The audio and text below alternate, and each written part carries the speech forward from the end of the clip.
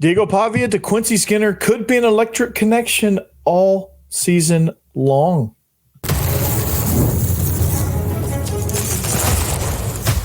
You are Locked On Vandy, your daily podcast on the Vanderbilt Commodores, part of the Locked On Podcast Network, your team every day.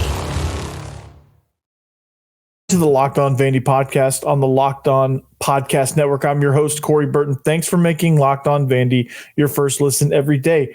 We are free and available wherever you get your podcast and on YouTube as a part of the Locked On Podcast Network, your team every day. This episode is brought to you by Ultimate College Football Head Coach. Ultimate College Football Head Coach is a brand new mobile game that is completely free, has no ads, and is 100% playable offline. So use the promo code LOCKEDONCFB in all caps inside the game store to receive a free boost to your program. Begin your coaching legacy today.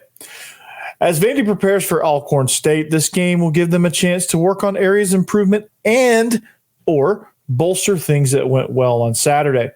The defense needs to continue to improve their communication in the secondary.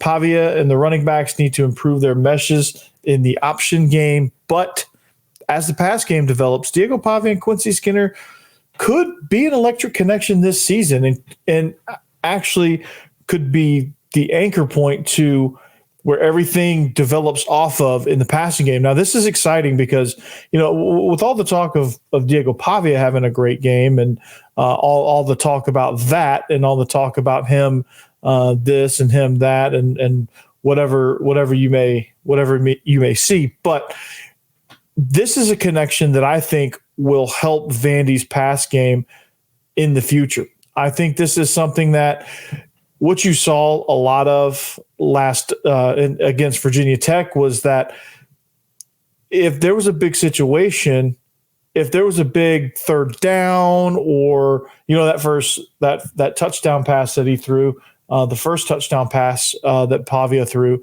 it was the first touchdown of Vandy's season actually, was a fade ball to the end zone to Quincy Skinner, which you can see pictured on the thumbnail. Great route, great placement on the ball. Quincy Skinner went up and grabbed it at its high point, contested catch. Everything that I liked about Diego Pavia and the ball placement there in the end zone, but everything that I liked about Quincy Skinner was all personified in that one play. Contested catch, high point, gritty, all of that stuff. He was phenomenal. He had 4 catches, 72 yards and a touchdown. The 31-yard touchdown obviously was his long, but I mean, he was, out of all the 12 passes that Diego Pavia completed, it just seemed like the situations were there for Quincy Skinner. It seemed like it was, big third down. Who's there? Quincy Skinner.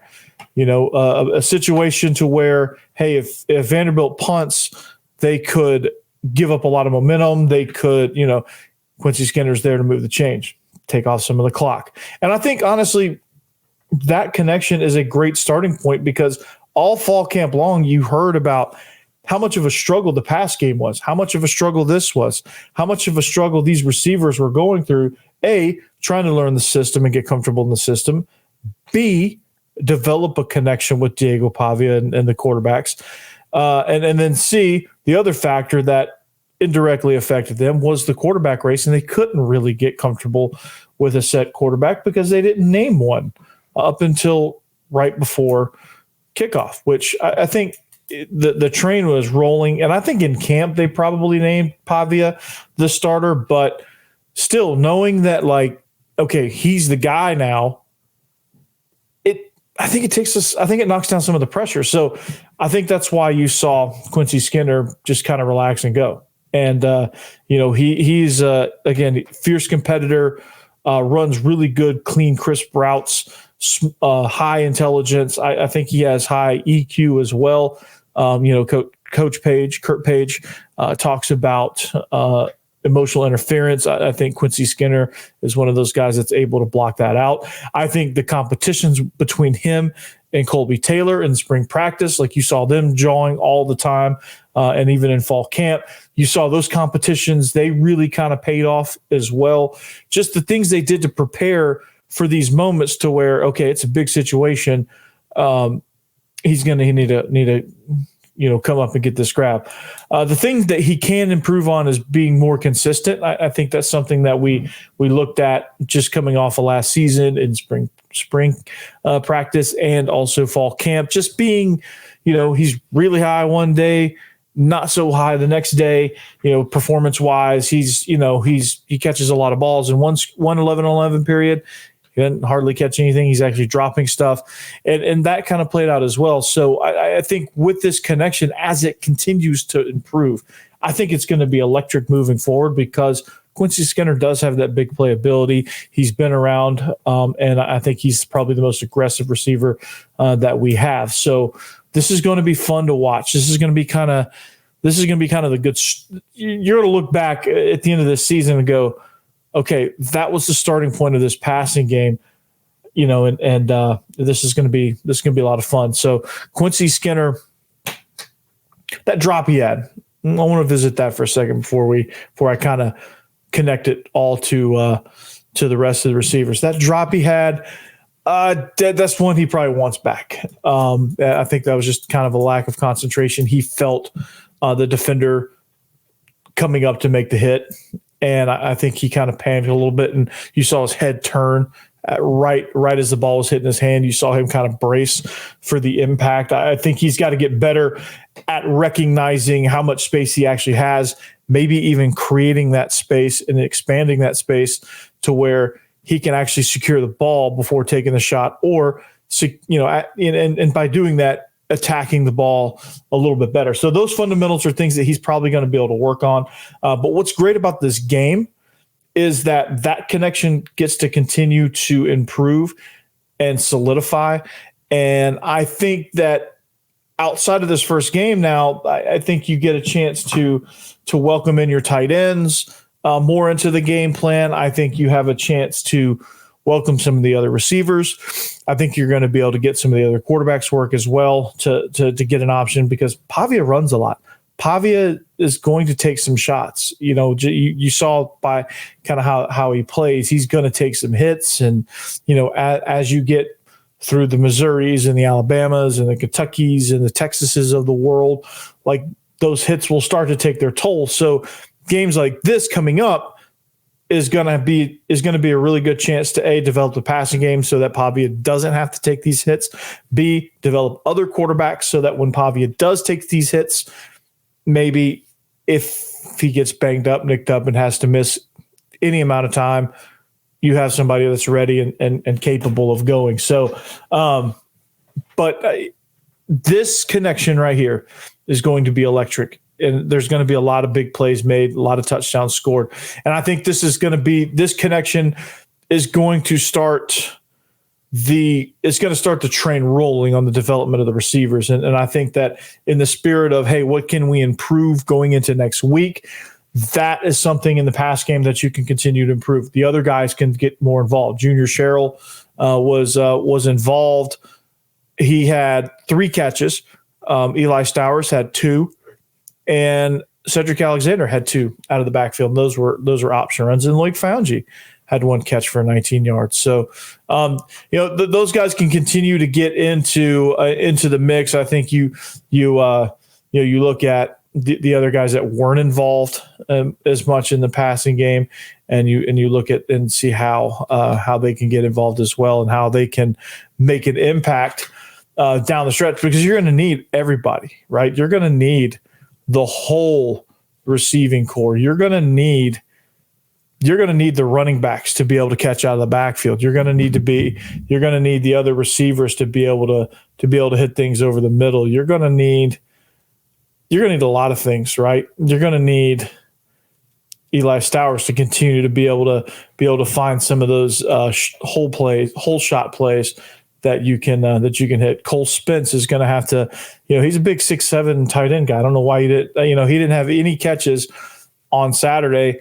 That needs to change, because he's 6'7" and he's a matchup nightmare. You got to take advantage. You're going to have to find ways to take advantage of that, because teams are going to shut you down outside. Teams that are better than Virginia Tech are going to shut you down outside. So you've got to find those. You've got to find those connections. And I think that just getting comfortable. I think this was a game where, you could tell that they weren't comfortable just quite yet in throwing the ball. I think Pavia is still not quite there on his reads yet. I don't know what it is. He knows the system. He knows the reads. It's just kind of getting comfortable with Virginia Tech bullets coming at you instead of San Diego State Aztec bullets coming at you, or whoever you're playing out there out west. But it's an adjustment, and there's got to be some things that are solidified. And I think you get a chance to kind of work those other guys. I think you get a chance to become more comfortable in your reads, more comfortable back there in the pocket. There's going to be a lot of play action, a lot of RPO stuff too as well, and things that will help push the ball down the field without having to throw deep all the time, because we know that that's not a strength. But again, you can work on that. So it's a great start with Quincy Skinner. I think there's something there. And I think that's a good point. That's a good jumping off point for this passing game. You're going to need more, but that connection is going to be electric, and I think you're going to see a lot of big plays out of that with Quincy Skinner. I can't forget Quincy Skinner. He had a really, really nice game, really good connection, a guy that's there that's going to be a mainstay in this offense. I can't leave that unchecked. So, but this offense continues to roll, man, and the option part of it is going to be also dynamic, and there's got to be work to be done. There's work to be done in the option game as well, and that's kind of an ongoing thing when you run a lot of option. So we'll talk about that here next.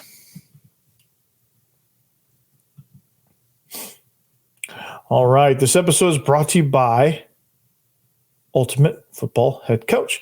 Hey, Locked On Vandy fans, I want to take a moment to give you a heads up on a brand new mobile game that I think you're going to love as much as I do. Ultimate College Football Head Coach. In this amazing game and simulation, you try to step into the shoes of the head coach and lead your college football program to glory.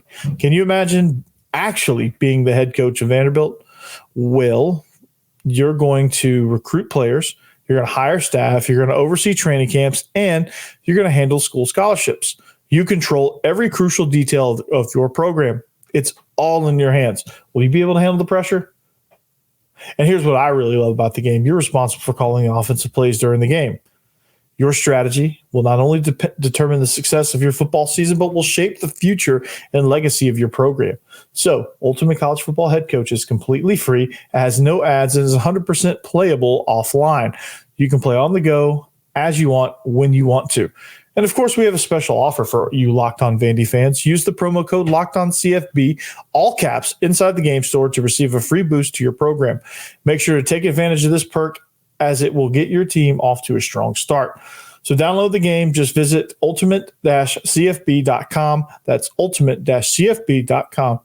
Or look it up on the app stores. Ultimate College Football Head Coach. Begin your coaching legacy today.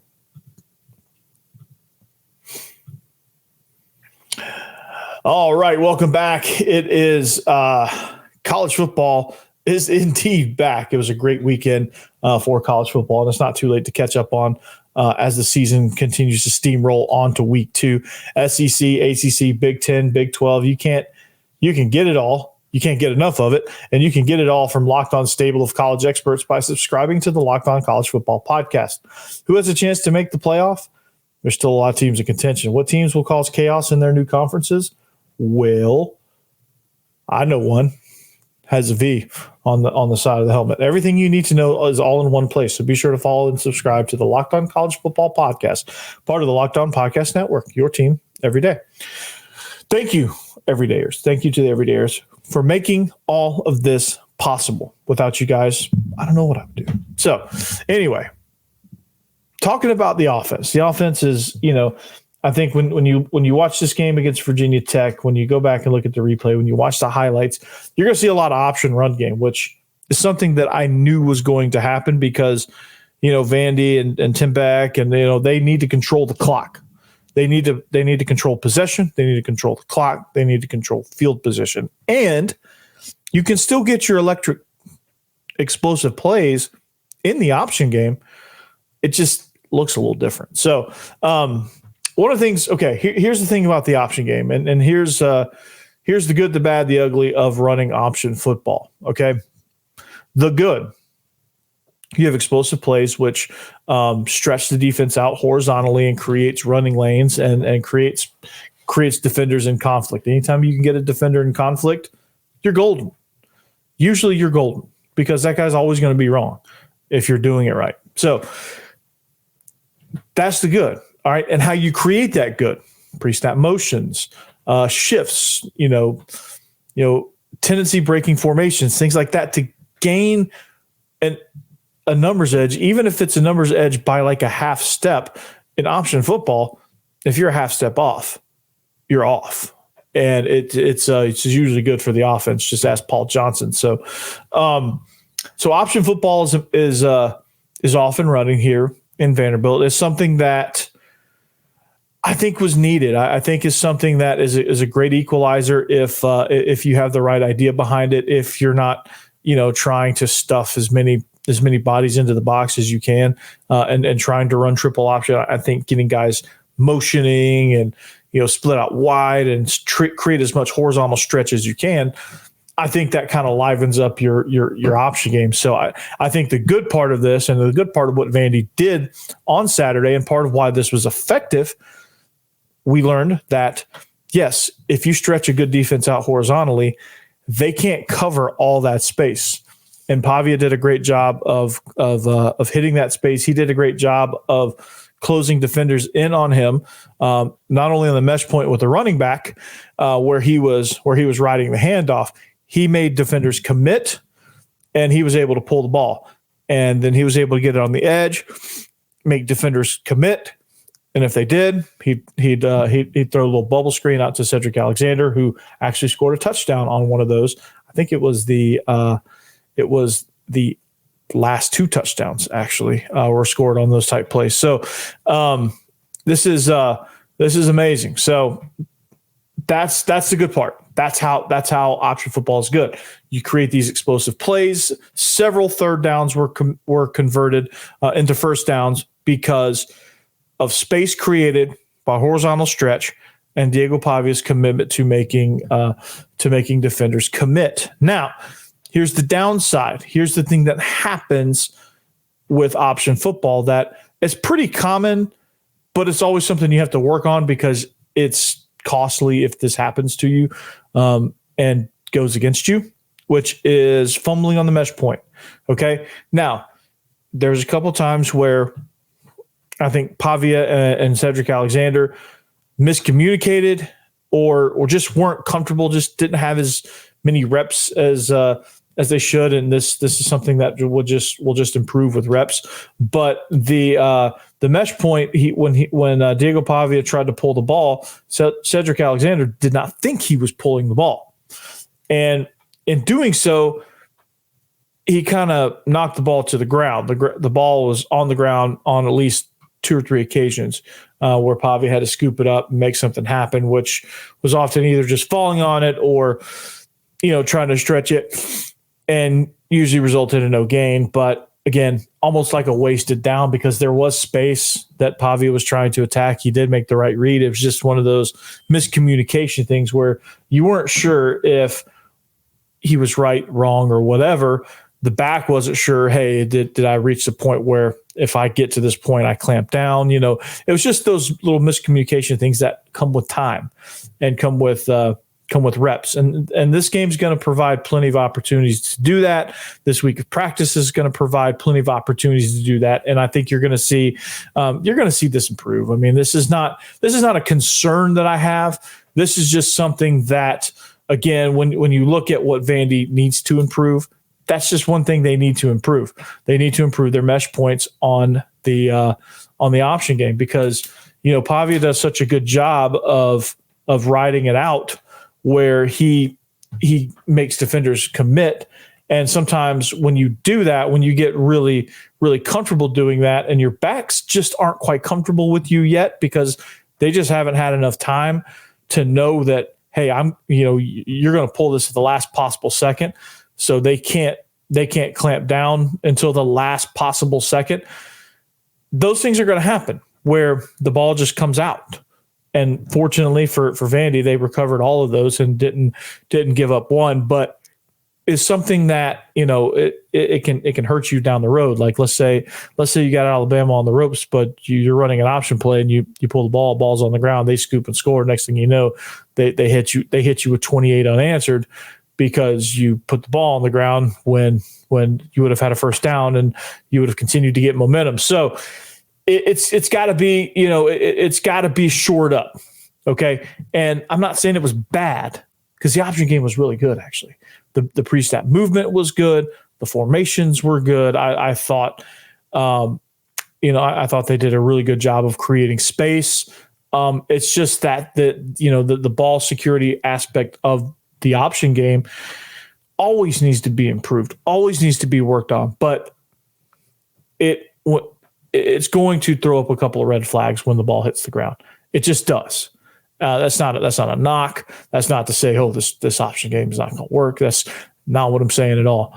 What I'm saying is reps, and that's what you're going to see. That's one of the things you're going to see them continue to improve there. Cedric Alexander is a special dude. I'm pumped about Cedric Alexander. I think he's going to be a really, really good running back. I think he's going to be somebody that's going to be dangerous throughout the course of the year if he can stay healthy. And this is going to be an offense that you have a really good running back who can catch the ball in the backfield.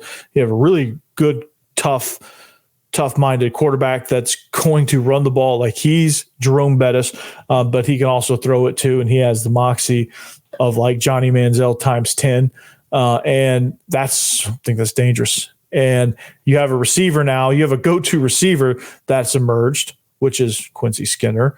That's going to help. You can build the pass game now around Quincy Skinner. Okay, how do we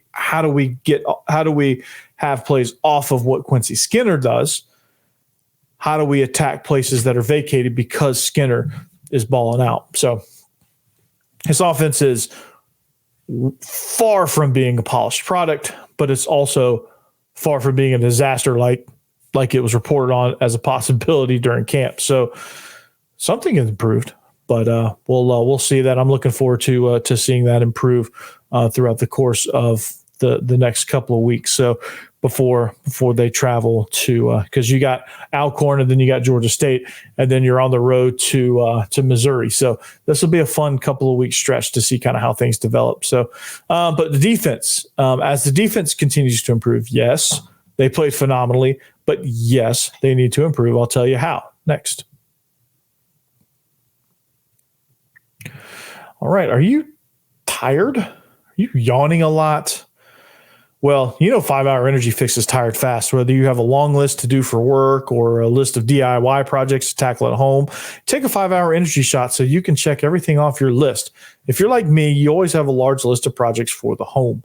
When you get your supplies for the project, don't forget the most essential supply, which is a 5 Hour Energy shot. So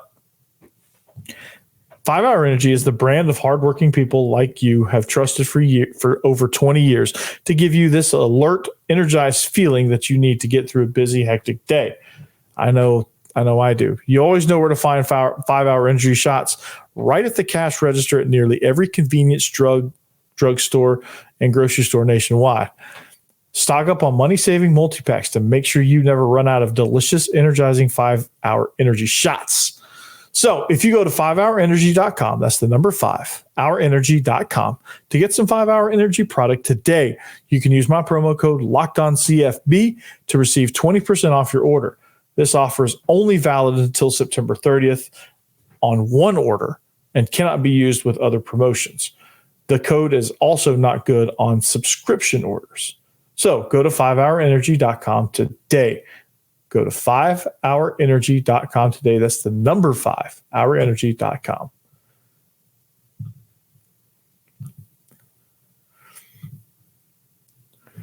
Whoa, what's up? Locked On Vandy podcast on the Locked On Podcast Network. Thank you for joining us, man. Make sure you make Locked On SEC your next listen. Thank you to the everydayers. Shout out to you. We thank you. Can't thank you enough. All right. You've been with me since the beginning. You're the ones that know that I called that shot back in January. And leave me a comment, leave me a like, leave me something, and let me know that that you know what I'm talking about. All right, all you newcomers, this is fun. This is a lot of fun, and I'm really starting to enjoy it. So, as good as things are, right? Okay, as great as the defense played, aggressive, physical identity, making big plays, especially down the stretch, showing the resiliency, never panicking, all of that good stuff, right? So when you look at like how practice is going to set up after a win like this, right? There's always things to improve. When you watch the film, you may be riding high from this win, but I guarantee in the film room they're finding this wrong, that wrong. We need to improve this and that if we're gonna sustain this throughout the course of the season, all right? Because Vandy hasn't arrived. If they have, then it's just trouble. If they have, it's going to be a 2-10 season because this can't be, Virginia Tech can't be the highlight of your season. It can be a highlight, but it can't be the highlight because it means nothing else went right. So in doing so, you have to recognize the areas of improvement. You have to recognize, okay, how do we bolster this to continue to make it better? Because defenses are going to adjust to it. Okay. How do you improve this? Because offenses are going to attack this certain thing, or in special teams, like how can as a kicker Brock Taylor, how can he improve and not if he gets in that situation again to make a 40-yard game winner, how does he not push it wide right next time? So those are the things you have to ask yourself. Okay, what happened? Well, defense played great overall. They played great all game long. But Virginia Tech, Kyron Jones is a great quarterback, and you knew he was going to do his thing. But there's some plays that weren't made that should have and could have been made that I think we would be speaking of totally different tune if those plays are made. We'd be speaking about we'd all be surprised. Oh, Virginia Tech got their butts whooped, right? Vandy would have been on the right side of a blowout for once, right? If those plays are made, okay? If some of these coverages, there was 2 big coverages that were busted for big plays. One resulted in a touchdown. There was one play where it got called back. Fortunately, got called back, but there was some busted coverage there as well. Some plays are just when you're aggressive and you blitz a lot, they're going to burn you sometimes. And good teams will do that, and good teams will make big plays off of your blitz occasionally. So you have to be careful with that. You have to accept that sometimes when you bring heat, you're going to get burnt yourself a little bit too. It happens, right? Chefs get burnt all the freaking time in the kitchen when they're cooking up delicious meals. So it happens, right? But you had to limit those plays by having stellar communication. And I think that's something when you look at a defense as a whole, that's something that can always improve.